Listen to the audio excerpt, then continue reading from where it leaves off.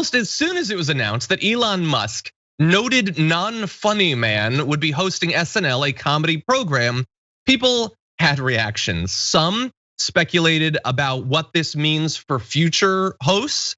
So you have Paige saying, F it, OJ, and that little yodeling nerd. I don't even know who the yodeling nerd is, but I like that one.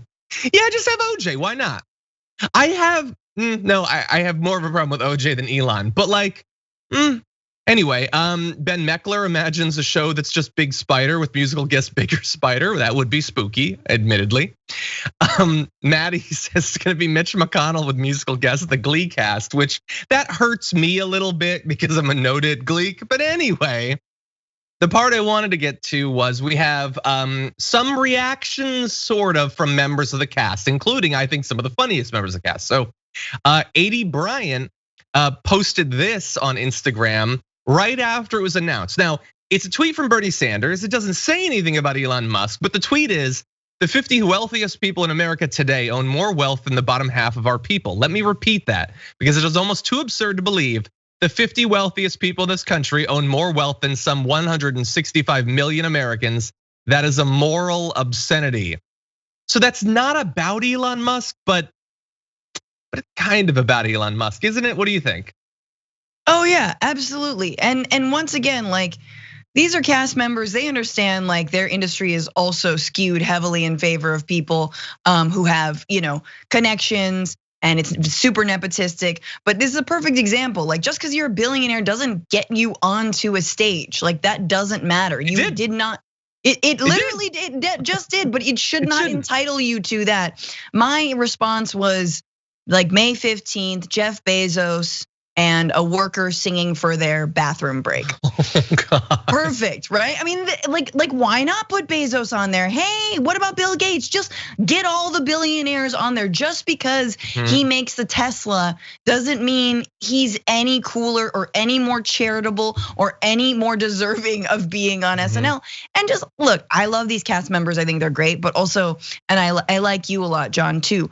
But SNL is not the greatest barometer for society generally. I know. And it is a giant corporation, and Lorne Michaels is still at the helm. And it's generally been out of touch for a while now. And even though John likes it, it's fairly middle of the road, and they sometimes have been accused of stealing, just straight up ripping people's jokes and tweets and things like that. That I didn't know. Yes, no, I get it. Although I do think some, like 80 Bryant is very funny, and not just on SNL. Her show Shrill is very funny. She's a very funny person.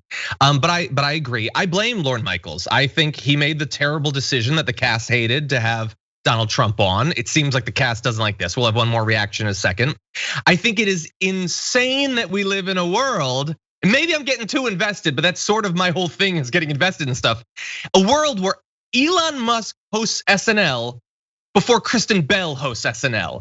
That's madness, okay?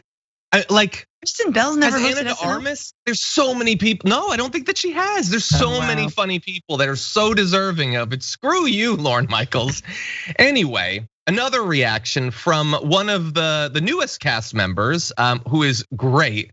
So Bowen Yang responded on Instagram to Elon Musk's tweet. Let's find out just how live Saturday Night Live really is with an evil face, because he's being funny and jokey. And Bowen Yang just responded, what the F does this even mean? And he's so right.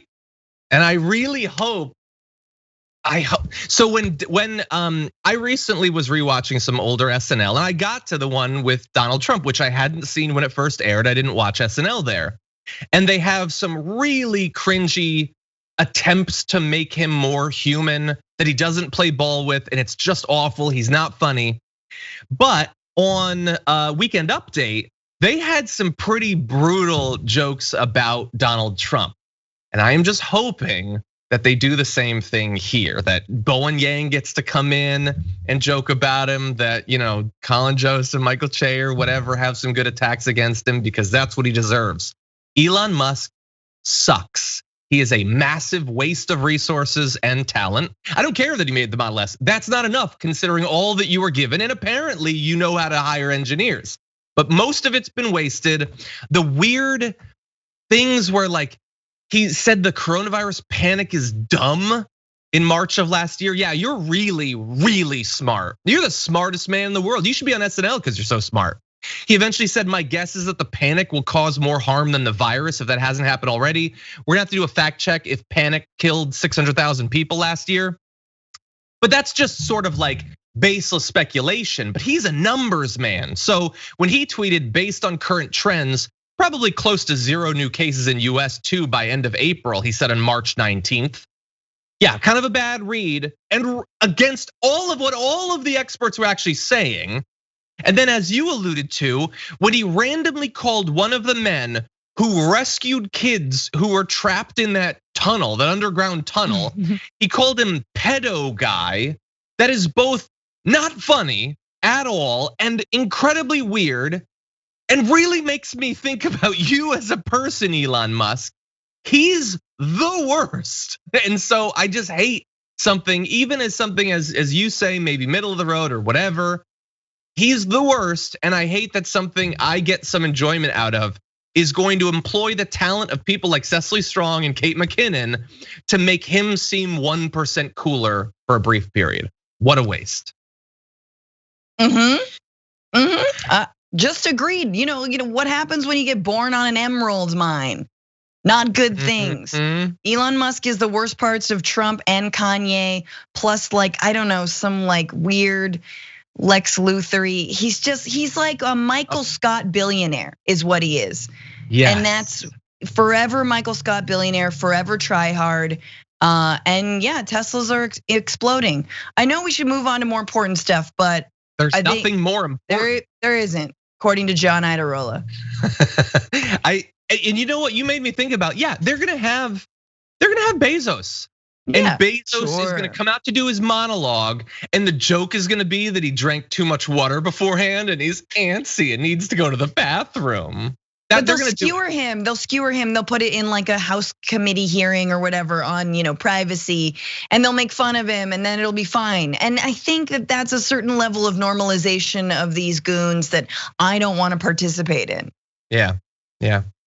I just looked and realized we've been talking about this for more than 15 minutes. It just really bothers me because it is SNL, but it's not just SNL. It is everybody. If they have enough resources, if they're in with the right people, their reputations can be laundered. I think if I'm wrong, I really apologize. I think it was Jimmy Kimmel that had George W. Bush on his show. And like, it's all like, yeah, George W. No. He's the worst too, in a different way than Elon Musk. But God, there's so many good people that get no cred, no recognition, no money, no anything. But then the people have just been handed literal piles of emeralds. It's like, let's try to make them look cool for a bit. Ugh.